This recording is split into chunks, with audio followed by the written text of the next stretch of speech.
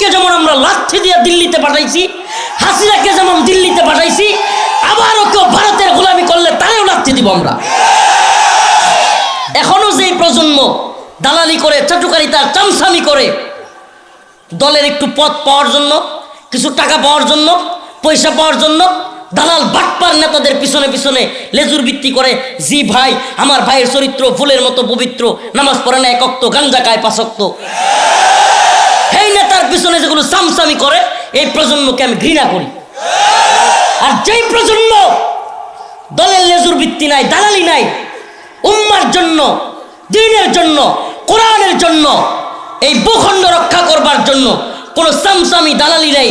আওয়ামী লীগকে যেমন আমরা লাঠি দিয়ে দিল্লিতে পাঠাইছি, হাসিনাকে যেমন দিল্লিতে পাঠাইছি, আবারও কেউ ভারতের গোলামি করলে তারেও লাঠি দিব আমরা। বাংলাদেশে কোনো দালালি চলবে না।